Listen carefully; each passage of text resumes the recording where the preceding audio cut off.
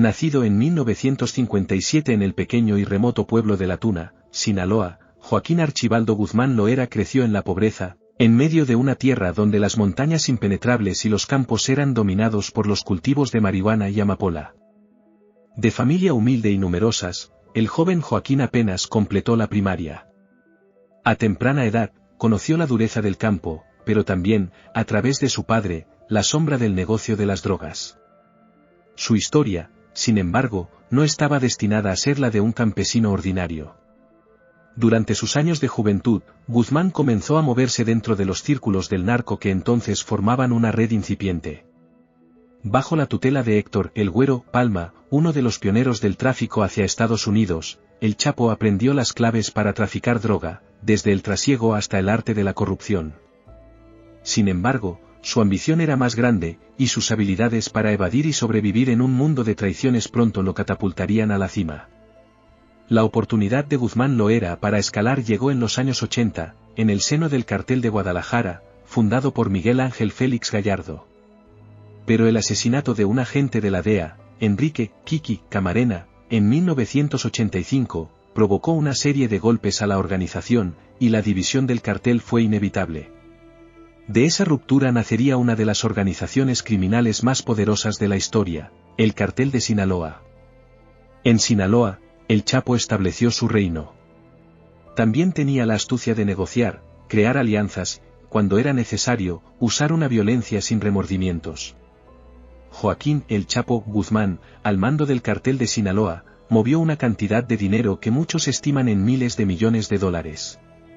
Durante su juicio en Nueva York, se sugirió que sus operaciones pudieron haber generado ingresos superiores a los 12.000 millones de dólares solo en cocaína, sin contar los ingresos por marihuana, metanfetaminas y heroína.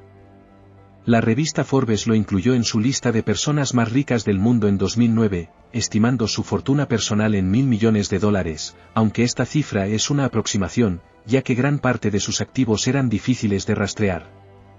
¿Qué pasó con el dinero de El Chapo? El destino exacto del dinero de El Chapo sigue siendo un misterio. La mayor parte de sus ganancias estaba distribuida y ocultada a través de complejas redes de lavado de dinero y en inversiones ilegales en propiedades, negocios y bienes en varios países. Algunos activos y bienes de Guzmán fueron confiscados en diversas redadas en México y Estados Unidos. Estas incautaciones incluyeron propiedades, vehículos de lujo, aviones y cuentas bancarias, aunque representaron una pequeña fracción del dinero que el cartel realmente movía. El Cartel de Sinaloa empleaba sofisticadas técnicas de lavado de dinero, utilizando desde empresas falsas y negocios legítimos, hasta complejas transacciones bancarias en distintos países. Se sabe que una parte considerable de su fortuna fue invertida en bienes raíces, ganaderías, centros comerciales y hasta restaurantes, tanto en México como en otras partes de Latinoamérica y Estados Unidos. Gran parte del dinero en efectivo, y de las ganancias generales, desapareció a través de esta red de lavado y de transferencias clandestinas. Las autoridades estiman que una cantidad significativa de su riqueza permanece oculta, bien en efectivo o en activos no localizados. La influencia financiera del cartel, aunque disminuida, sigue activa a través de familiares y socios de El Chapo, como sus hijos, conocidos como los Chapitos. A través de ellos, algunas fortunas del Cartel de Sinaloa continúan en circulación, financiando operaciones en nuevos mercados. En México y Estados Unidos ha habido propuestas de decomisar y redirigir la fortuna de Guzmán a programas de ayuda social. Sin embargo, esto no ha prosperado debido a las dificultades para rastrear y confiscar el dinero restante. A pesar de su condena, Guzmán y su familia han logrado preservar parte de sus activos debido a la complejidad de la estructura del cartel y su habilidad para esconder sus fondos. En resumen, aunque una parte fue incautada y destinada al gobierno, el paradero de la mayoría de la fortuna de El Chapo sigue siendo desconocido.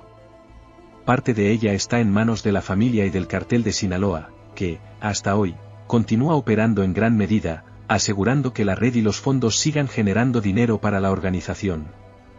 Para los años 2000, el Cartel de Sinaloa ya era uno de los mayores proveedores de cocaína, heroína, marihuana y metanfetamina en el mundo.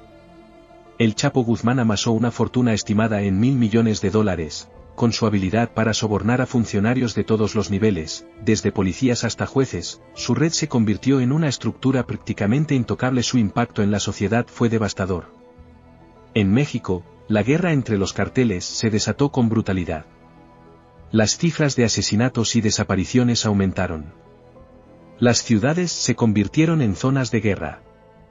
Miles de familias fueron desplazadas, y el temor se apoderó de comunidades enteras. Mientras tanto, el narcotráfico afectaba también a Estados Unidos, donde los carteles de Sinaloa y sus rivales inundaban las calles con cocaína y otras drogas. El Chapo no solo era conocido por su capacidad de liderazgo y su astucia en los negocios ilegales. También logró convertirse en una leyenda a través de sus espectaculares fugas de prisión. En 1993, tras su primera captura en Guatemala, fue encarcelado en el penal de máxima seguridad de Puente Grande, en Jalisco. Sin embargo, en 2001 protagonizó una de las fugas más escandalosas, al escapar en un carrito de lavandería. Esta evasión consolidó su reputación como el rey de las fugas. Durante más de una década, Guzmán Loera se mantuvo prófugo. La presión de las autoridades mexicanas e internacionales aumentó, y en 2014 fue capturado nuevamente. No obstante, en 2015, a través de un túnel de 1,5 kilómetros que conectaba su celda con el exterior, el Chapo volvió a burlar a la justicia. La ingeniería del túnel, con ventilación y luces, dejó en evidencia la magnitud de su influencia. Por segunda vez, se fugaba de una prisión de máxima seguridad. En 2016, tras un fallido intento de negociar una película sobre su vida, el Chapo fue recapturado en Los Mochis, Sinaloa, en un operativo conjunto de la Marina Mexicana. Esta vez, el gobierno mexicano, bajo la presión de Estados Unidos, decidió extraditarlo para evitar otra fuga. En 2017, Guzmán Loera fue llevado a Nueva York, donde enfrentó un juicio histórico que, además de exponer la brutalidad del cartel, reveló los métodos de corrupción que sostenían su imperio.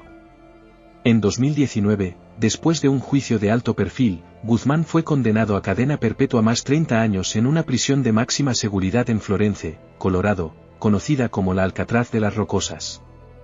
La sentencia puso fin a la carrera de uno de los capos más temidos del narcotráfico moderno, aunque el cartel de Sinaloa continúa operando bajo la sombra de su legado y al mando de otros miembros de su familia. Hoy, Joaquín Guzmán cumple su condena en confinamiento total.